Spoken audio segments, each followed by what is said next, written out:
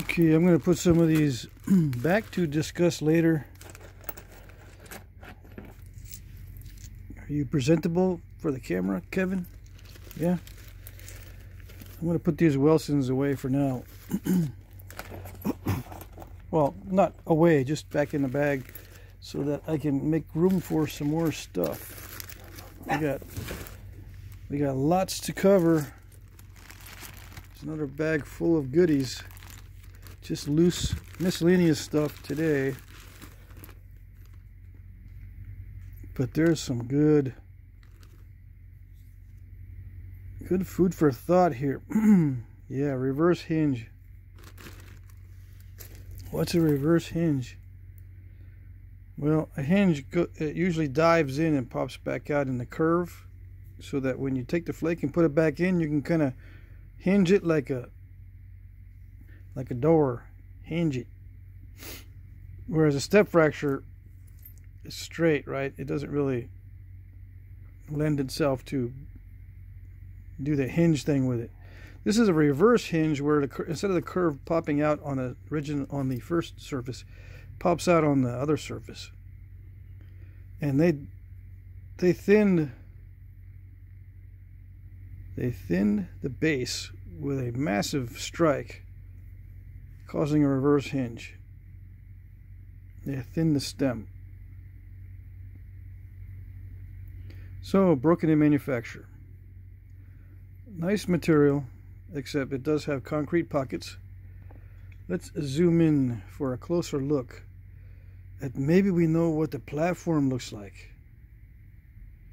I think so. I think we have isolation going on here. Okay? I think what it looks like is a continuous platform with some isolation. Now, with indirect percussion, do you need isolation? With indirect, no, you don't. So that looks like a direct percussion strike. And I'd be willing to bet it was with a flattened percussor. But, yeah, we have no idea, really. We don't know how far this isolated platform protruded. The further out it protrudes, the more advantageous it is for the flat type, because the flat can hit different areas by mistake along the edge. If it's straight, it doesn't focus on the point where it should. You know what I mean? If there's a protruding point, the flat will hit that first, and it will miss everything else, because that's just protruding. Now, if we have a rounded billet, we can get in there and hit that platform without worrying about hitting anything else. So we don't have a complete picture. We would need to know how far that platform stuck out.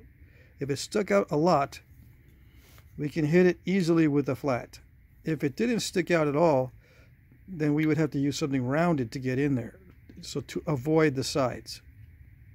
Hopefully that made sense. So we don't know. It looks like a direct percussion strike because it is isolated, and indirect does not require isolation. It can benefit from isolation, but it does not require it. You can argue that a rounded billet also does not require isolation. However, this one does. The flattened does require isolation, but it also requires a protrusion so that the flat does not hit other areas. Okay. So there you go. I'll leave it to you to use Occam's razor as to the simplest explanation. Okay.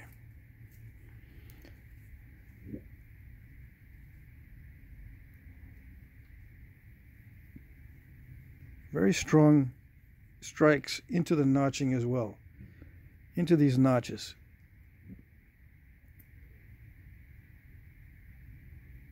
Now at this stage, what were they using as the preform ratio? 64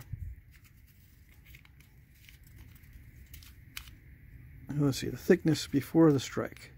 You have to measure on the outside of that flake scar. So 10 millimeters into 64, 6 to 1, basically 6 to 1. Easily achieved with percussion, direct percussion. Now, do they use direct percussion for these? I would say no, because that's difficult, very difficult to do with direct percussion, right? But if you're sitting there, someone else is holding a percussor, just waiting for you to say, okay, bring that percussor over here. I'm going to strike it with my billet that I've been using to do the rest of this. Come over here and just hold a percussor while I do these notches. Or in my case, what I do is put it under my knee so that I can hold it without assistance, right? So I would say this is a percussion preform made only with percussion, right? So this broken piece can tell us a lot. Broken during manufacture,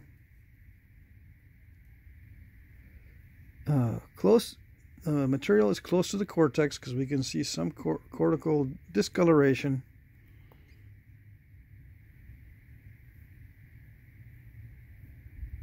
And various other attributes of this preform.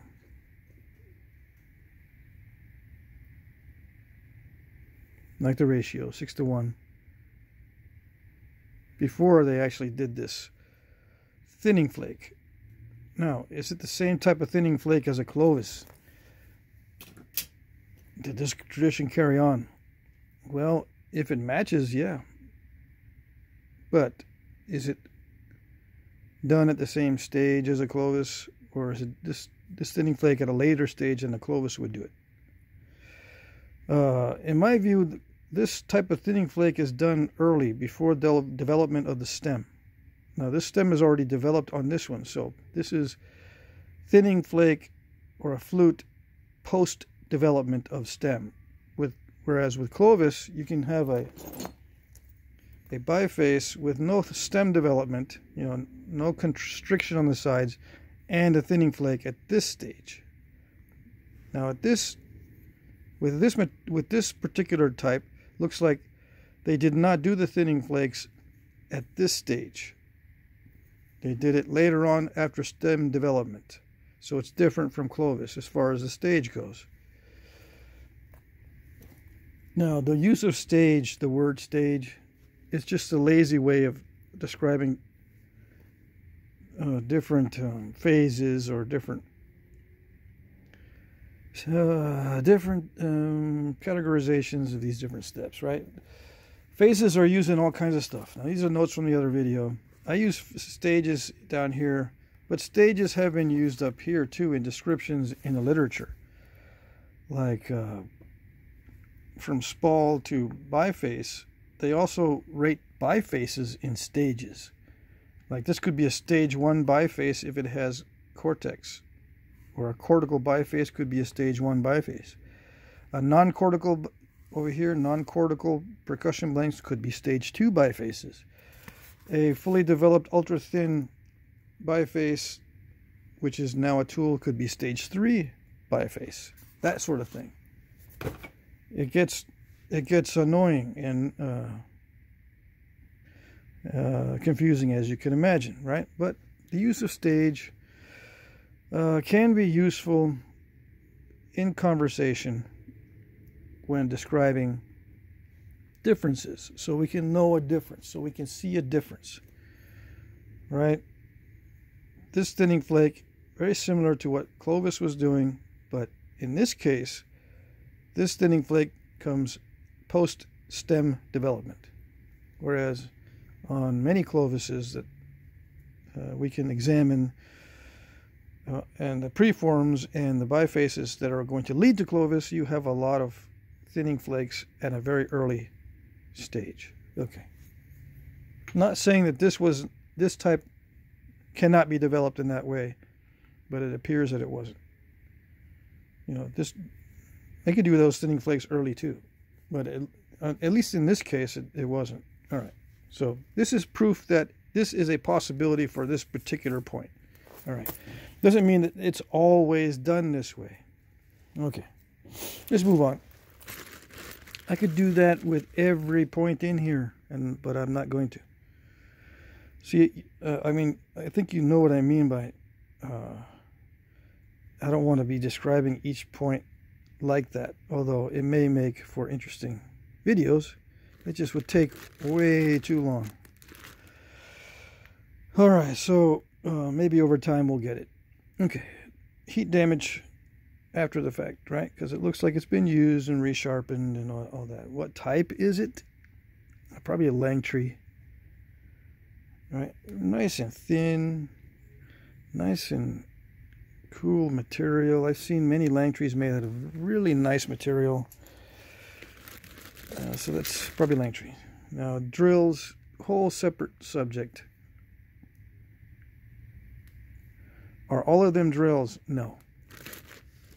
The problem is when we categorize things as drills, we're just taking basic shape. Okay? But there's many different possibilities for why they would resharpen it down to a point long and thin. Now, when I make a drill for drilling wood, it's not this jaggedy. It's not really useful for me to drill wood with something this chaotic. And a lot of times these are curved. If the drill, so-called, is curved, it's physically impossible to drill with it into wood. Okay? Physically impossible. It'll snap. Which might have happened because the guy doesn't know physics. He's trying to drill with a curved bit. And oops, he snapped. Why did he snap? No, I don't think they were that dumb. If it's curved and wonky, it's probably a cutting implement because it will still cut. It still has an edge. Just because it's a narrow piece doesn't mean that the edge is not effective. Right? Right. So it can still be used as a cutting implement. Now, a projectile, oh gosh. My guess is no, they wouldn't use it as a projectile, but you never know. It may be used as a projectile in an emergency situation. Like if your camp is being suddenly ambushed and attacked, and all you have is an atlatl dart tip like this to use as a dagger. Yeah, I would use it. But typically, projectiles are sturdy, not delicate like this. So this would be used as a knife around camp or whatever. Just something to cut mainly meat. Because for those who don't know, the main preservation method back in the day for meat was to dry it. Before you can dry it, you need to cut it into strips or small pieces. Okay? If you try to dry meat in a lump, it does not dry evenly. Now, some guys out there say, well, the temperature, man, it depends on the temperature. You got the right temperature, you can ferment and meat, and you can age meat in lumps. So there. Yes, that's true. But the conditions, the weather conditions, are not year-round conditions in most areas, and it's a small range. I think it's between 38 and 48 degrees that you use to dry meat in large lumps, and it will age properly. I'm not sure exactly what the temperature is that modern meat processors use, but anyway, it's between 38, I think, and 48 degrees, something like that, if I'm not mistaken. And the weather conditions that would be necessary for that temperature are not constant in the fall or the spring, whatever. But anyway, yes, you can skip the slicing into thin strips part. But for Occam's razor, we're going to say that these were used. Simple explanation was to slice meat into thin strips so that it can be dried easily in any time of the year. Okay, just a simple process. Find a knife, slice the meat, dry it. What season is it? What temperature? No, it doesn't matter. If it's sliced thin enough, it'll dry fast enough for it to be preserved. Okay. And of course, smoke helps it. You know, you can hang it around a fire, up in the loft or up in the lodge, or above a fire on a campsite, whatever. I think these were used mainly for meat processing. Even if they were long and skinny, especially if they're curved, because you can't drill with a curved drill. And when I make a drill for drilling wood, it's very regular. Very, very regular. And I'm very picky about the taper, because it has to be easy to make with a straight shaft, right? Presumably, if you're going to drill into wood, it's for the foreshaft in the end of another shaft. And you want that taper to be gradual, so it's easy to make on the foreshaft, and so it fits snugly with lots of friction, because many of these are friction fit. Okay, so that's why I'm picky on the way I make my stone drills. And you can see a lot of very regular, very precise stone drills. This one is not precise, so I would say this is for slicing meat. Okay. Alrighty.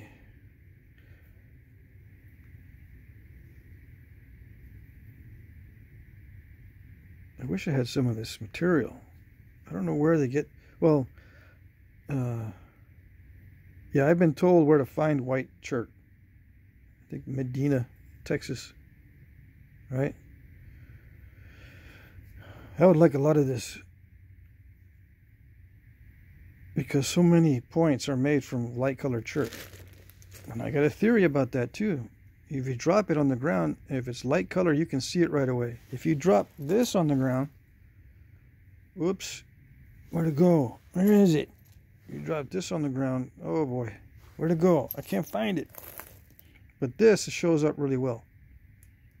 Light color cherts are very common in the archaeological record as far as points made from it.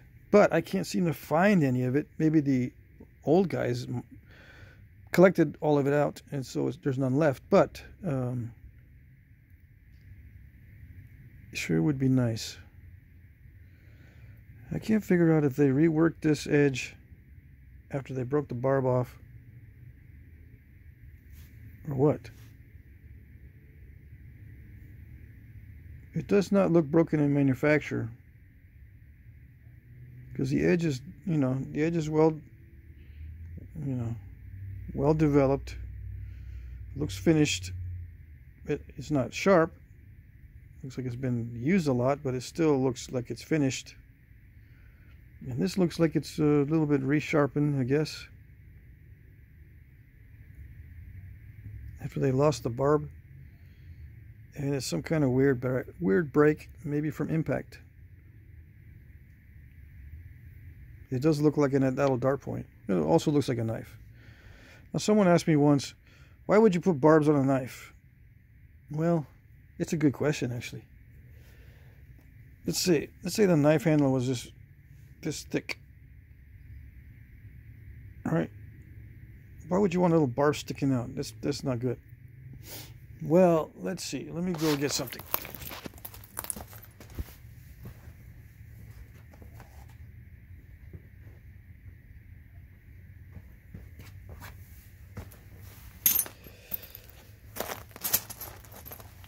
Okay. I got other chips besides artifacts down here, so don't get all freaked out. I got Debitage from Flintknapping videos here, so I'm not stepping on the artifacts. Okay. Alright, so here I got some samples of hafted points. Now, on this particular knife that I made, you don't have to worry about the barbs because the handle is wide, right? Same with something like this. Okay? If you make the handle wide enough, you don't have to worry too much about encountering those barbs. But the question still remains, why would you have a barb on a knife? Well, it's so you can have a long blade, but still haft it securely. Right? The indentation here allows you to conserve material, so you don't have to have as long a piece to create a long stem. It's a compromise, you know. A long stem is possible if you indent it into the workpiece. It creates a barb not because the barb is necessary, but because it's a consequence of you putting the stem within the blade. And you just deal with the point, the stem here. You just deal with the barbs. It's just a consequence of hafting. You got to have a secure haft. The piece is not that long, so you indent the stem into the body of the piece, and you end up with barbs as a consequence, not as an intended feature. Right? Now, can it be an intended feature, like if stabbing something with it and having it remain in the wound because it doesn't pull out easy? Yes.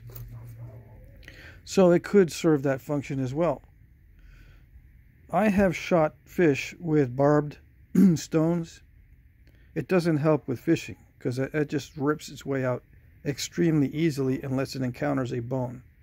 And a lot of times it'll cut right through the bone if you do a notch like this in stone. So it doesn't help with fishing. Now it could help with animals with thick hides. It could get snagged up in the hide before it comes out. But then the point is near the surface of the body. It's not deep within the internal organs. If it comes out and it snags on the hide, it's not messing around inside with the internal organs. It's kind of near the surface of the body. So that's where you get the snag. So I don't think it's for that. I think it might be causing more damage within the wound if it's all kind of moving around in there. But for the most part, I think it's just a consequence of the way the stems are put into these things. Okay, that's just my theory. It's a consequence of stem development. Right? Even though you can argue that it lengthens the blade, right? I think it just keeps the blade long. It's not intended to lengthen the blade longer than it normally would be. If you wanted to lengthen the blade to the max, you would just haft something like this, which was done. You know, you have a lot more blade there. Just haft it like this with glue and a very firm grip from the wood or whatever. Force it into the groove and just glue it. This allows you to use less glue and just wrap it with sinew. You have to do a little bit more work on the handle so it will be shaped like this, but it's not a big deal. Even with stone tools, it's not a big deal to make something like this. Okay. Alright, so here we go. Another long episode talking about that one artifact. Heat treat. Camp tool looks like it's all kind of wonky. I wouldn't categorize this as a projectile point. Heat treat after the fact, after it was made.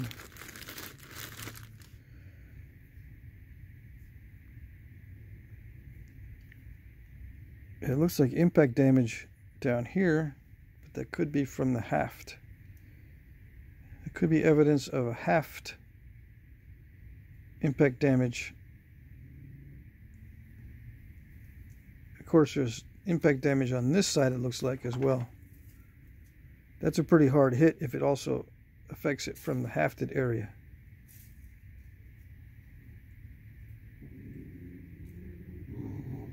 Or it's a hardwood foreshaft, because hardwoods are, you know, harder, and they make it easier to do this impact fracture in the haft. If it's a soft wood, which was used also, this type of impact damage from the haft is less common with a soft wood.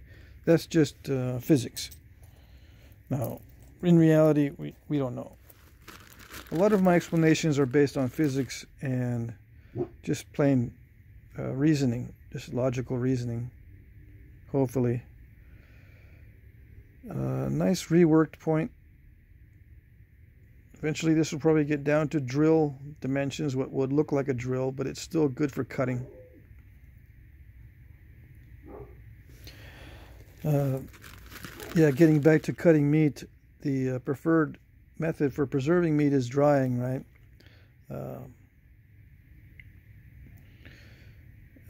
In a raw state. Now, a lot of guys these days make jerky from cooked meat. But back in the day, it was made from raw meat. You dry raw meat, and then you reconstitute it with water later. There is a couple of references that I've seen. You cut the meat, you dry it, and then you carry it either in chunks like that, or you pound it into a powder and carry it in powdered form. You can reconstitute it in either state, in the chunky state or the powdered state. With the powder state, however, you can easily add ingredients to the mix. Like if you're going to make a soup or something, you can easily add fat, you can add other vegetables and stuff into it. Whereas if it's in a chunky state, to reconstitute it, basically what you're going to do is you're just going to shave some of it off, shave pieces of that dried meat off, and either eat it straight or then put it in water to wait till it softens up. Right? In a powdered state, it's more useful. So I think with reasoning in Occam's razor, the meat was powdered and carried in that way so that it's easily eaten straight or mixed with something else. And a lot of times they just mix it with fat. And bear fat seems to be the preferred fat used back in the day. Why is that? I don't know. But I think what happens is when bears fatten themselves up for hibernation, you can get hundreds of pounds of fat from bears during that stage where they, just before hibernation, they're all fat. And you hunt bears during that stage, and you can have fat that'll last you the rest of the year. Okay. And whereas other animals don't put on such a big layer of fat. Right? Right. Okay. I don't know what these are. There's impact, looks like. Some of these, I don't know. This heat damage, when it's heat damage, I can't say too much about it other than it looks like it broke after the fact. Not during use, but during some sort of heat damage episode. Oh, a nice resharpening on this one. Nice because it's interesting that they would resharpen it to a bevel and a curved edge. Where a modern napper, if he did that, he would hang his head and walk to the valley of shame, like I was saying before. Would a modern napper resharpen his used little dart point in this way? Absolutely not. But it was done back in the day. So if you're not doing it this way when you resharpen, you're not doing it the way they used to. Just saying. Okay.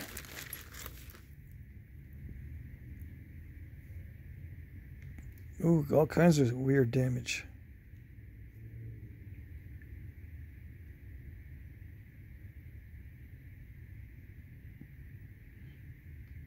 Yeah.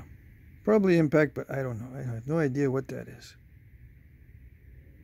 There's a snap, and then there's some weird flaking, looks like. And then there's some cracking. I don't know. I don't think that's heat related, but you never know. I mean, this could have been a heat-treated piece that it was worked to completion after it was heat-treated, and then during this impact, it created a bunch of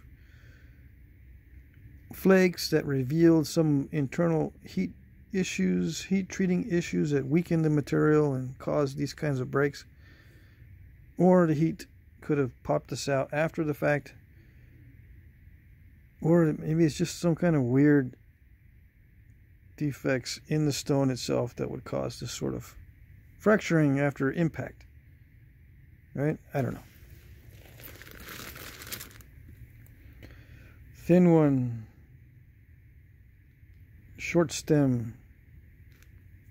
Is this effective? What would you use a short stem for? Why in the world would you use a short stem for hafting when a longer stem is much better? I think a longer stem is much better than a little short stem. Well, physics tells you that you only need it to strike. You don't need it to do anything else except puncture. So you don't need a very secure haft if it's being thrown at something, unless the target is tough. In many cases, throwing at a deer is not going to be a big, tough animal. So, you shoot this at a deer, I don't see why it's a problem. Although, with this amount of skill to create thinness and such a lack of step fracturing, why wouldn't they notch it better? Well, obviously they didn't need to notch it better for what they were doing with it. All right, let's look at something else on the next segment.